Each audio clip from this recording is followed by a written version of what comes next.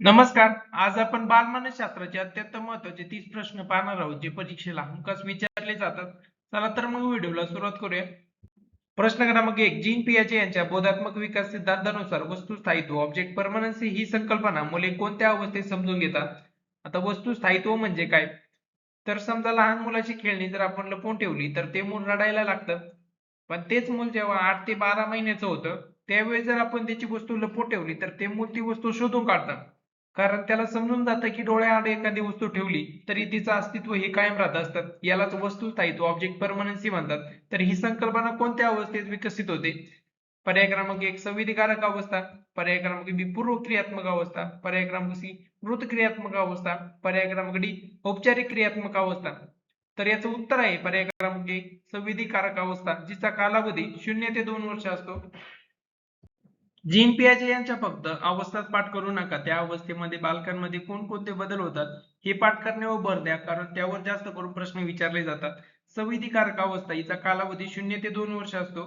या काळात मुले ज्ञानेंद्रियाद्वारे शिकतात, म्हणजे डोळे, कान आणि कारक अवयव हातपाय यांच्यातून शिकत असतात. वस्तुस्थायित्व ऑब्जेक्ट परमनन्सी आपण आताच पाहिलं, डोळ्यासमोर एखादी वस्तू जरी नसली तरी तिचं अस्तित्व हे कायम असतं. हे मूल 8 ते 12 महिन्याच्या कालावधीत शिकते.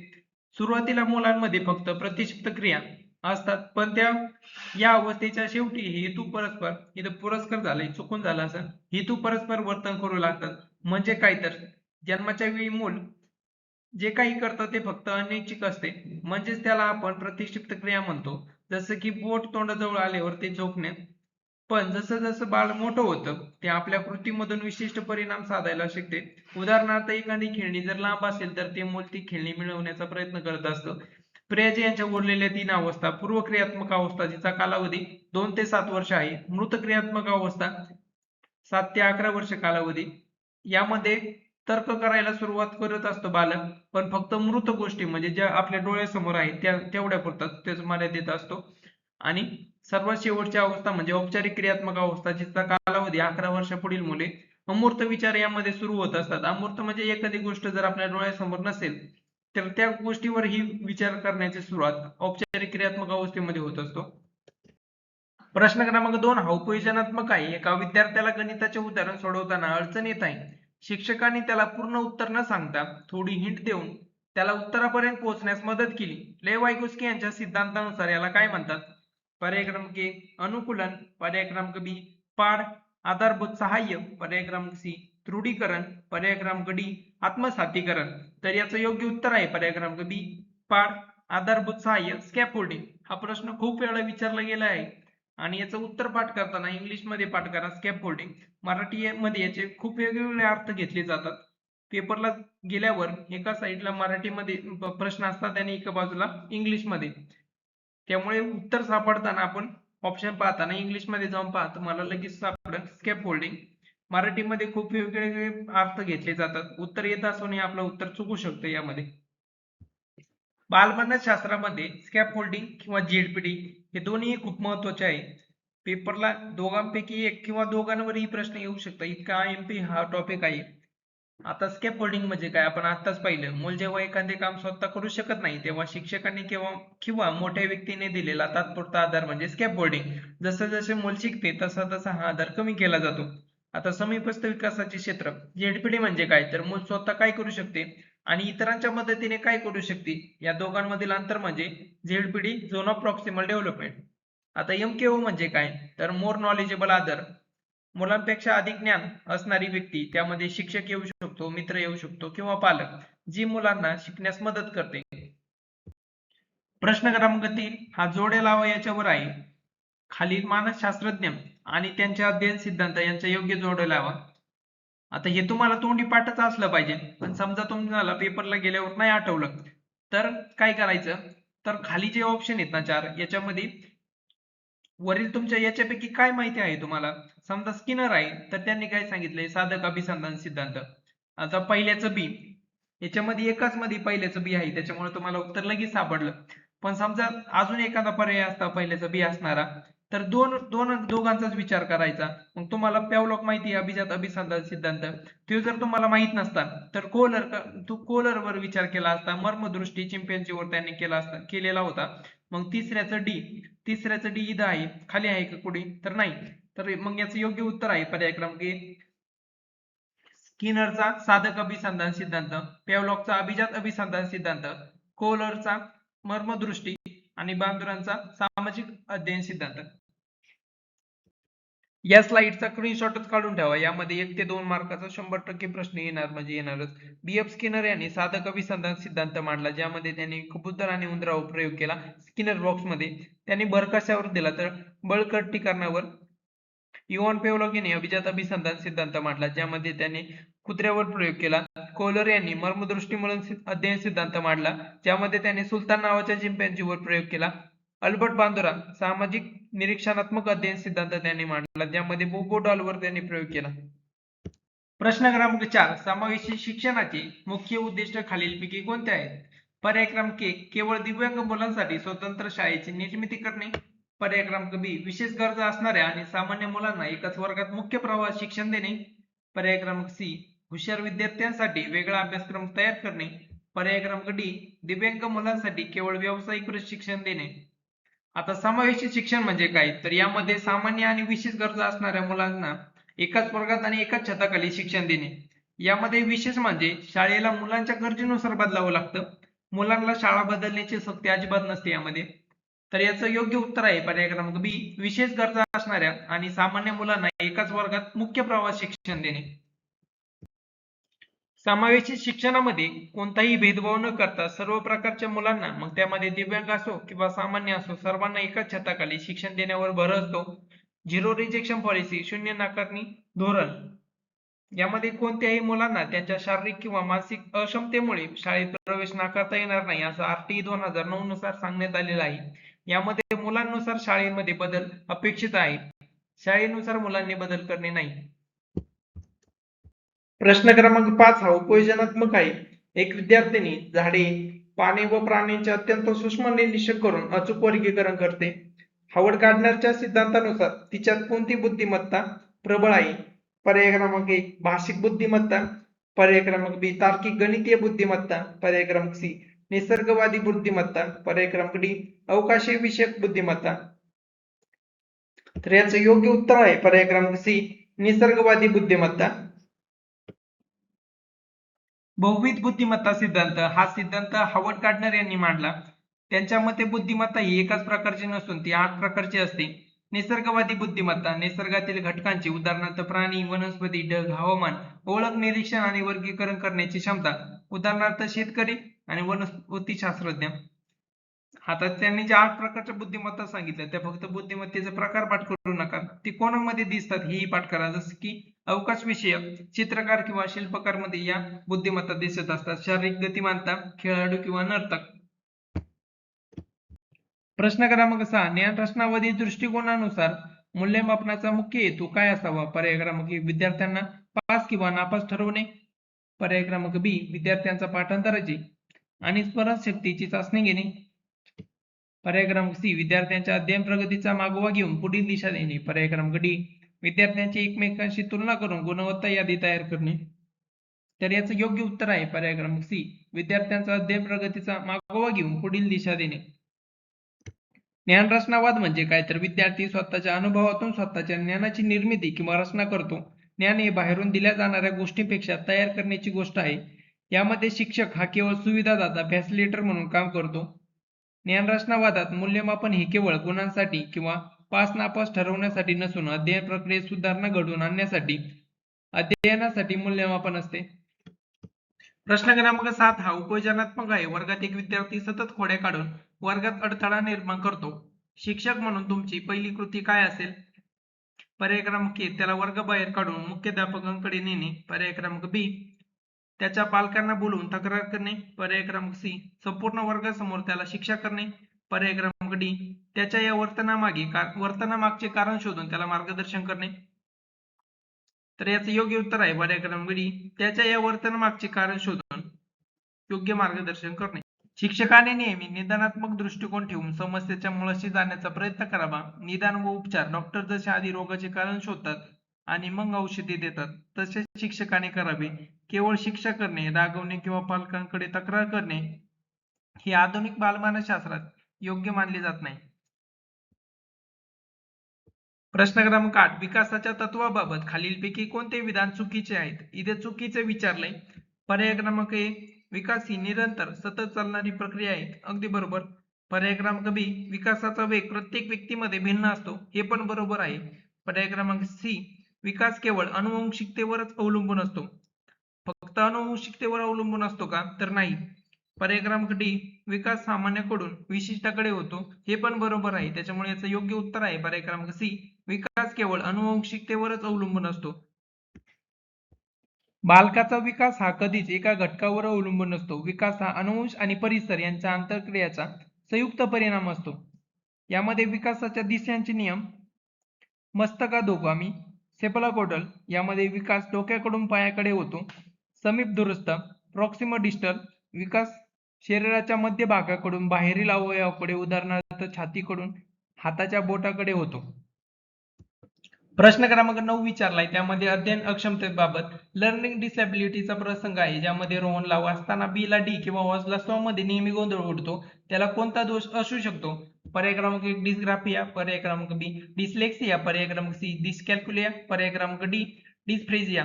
तर याचं योग्य उत्तर आहे पर्याय क्रमांक बी डिस्लेक्सिया. डिस्ग्राफिया ग्राफ म्हणजे आपण यामध्ये ग्राफ काढत असतो त्याच्यामुळे त्याचा संबंध आपण लिहिण्याशी जोडायचा. डिस्ग्राफिया म्हणजे लेखनासंबंधित अडचणी. यामध्ये चुकीचे स्पेलिंग लिहित असतो तो.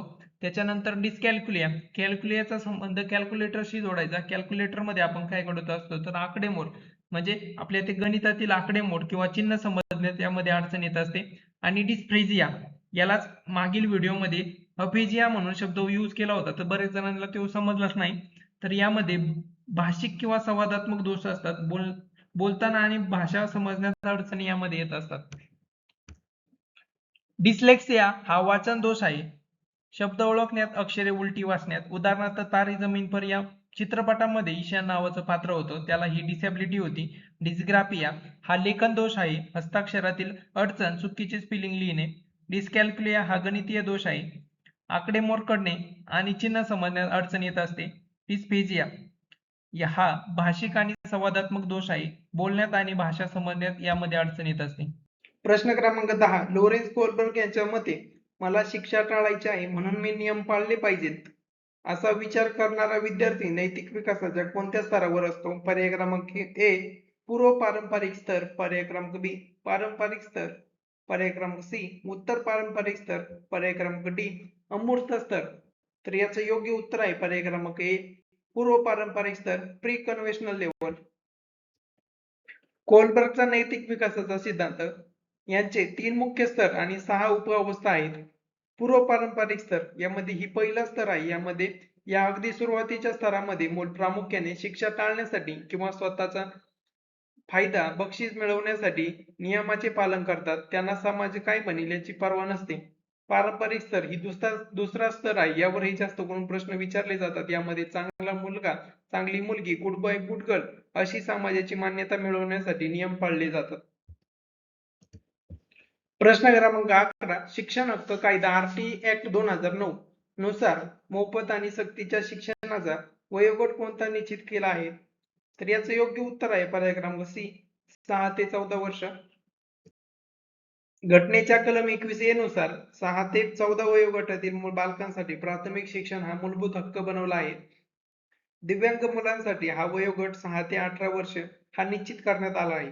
हा फरक लक्षात घ्या. सर्वसाधारण मुलांसाठी 6 ते 14 वर्षे आणि दिव्यांग मुलांसाठी 6 ते 18 वर्ष. हा कायदा संपूर्ण भारतात जम्मू काश्मीर वगळता 1 एप्रिल 2010 पासून लागू करण्यात आला. आरटीई नुसार खाजगी शाळांमध्ये दुर्बल घटकातील मुलांसाठी 25% राखीव जागांची तरतूद आहे. प्रश्न क्रमांक 12 राष्ट्रीय अभ्यासक्रम आराखडा एनसीएफ 2005 खालीलपैकी कोणत्या स्तरावर सर्वाधिक भर देतो? पर्याय क्रमांक 1 पाठांतर व स्मरणशक्तीवर भर, पर्याय क्रमांक बी ओझ्याविना शिक्षण, पर्याय क्रमांक सी कठोर शिस्त व नियमावली, पर्याय क्रमांक डी केवळ पुस्तकी ज्ञान आणि परीक्षा. तर याचं योग्य उत्तर आहे पर्याय क्रमांक बी ओझ्याविना शिक्षण. एनसीएफ 2005 नॅशनल करिक्युलम फ्रेमवर्क हा आराखडा प्रोफेसर यशपाल समितीच्या लर्निंग विदाउट बर्डन 1993 या अहवालावर आधारित आहे. एनसीएफ ची प्रमुख तत्वे कोणती? तर पहिलं शालेय ज्ञान हे बाहेरील जगाशी जोडणे, दुसरं शिक्षण पाठांतर पद्धतीपासून मुक्त करणे. तिसरं परीक्षा अधिक लवचिक बनवणे आणि ज्ञानरचनावादावर भर देणे. प्रश्न क्रमांक 13. ब्लूम यांच्या बोधात्मक क्षेत्राच्या वर्गीकरणानुसार उच्च स्तरावरील उद्दिष्टे कोणती मानली जाते? पर्याय क्रमांक 1 ज्ञान, पर्याय क्रमांक बी आकलन, पर्याय क्रमांक सी नवनिर्मिती मूल्यमापन, पर्याय क्रमांक डी उपयोजन. तर याचं योग्य उत्तर आहे पर्याय क्रमांक सी नवनिर्मिती मूल्यमापन. ब्लूम यांनी शैक्षणिक उद्दिष्टांचे 3 क्षेत्र सांगितली, त्यामध्ये बोधात्मक, भावनात्मक आणि क्रियात्मक. बोधात्मक क्षेत्रांचे 6 टप्पे जे खालून वरती आहेत: ज्ञान, आकलन, उपयोजन, पृथक्करण, एकत्रीकरण आणि मूल्यमापन. अँडरसन आणि कॅथवॉल यांच्या सुधारित वर्गीकरणानुसार नवनिर्मिती हा सर्वोच्च स्तर मानला जातो, जिथे विद्यार्थी स्वतःच्या नवीन विचार किंवा कृती निर्माण करतो.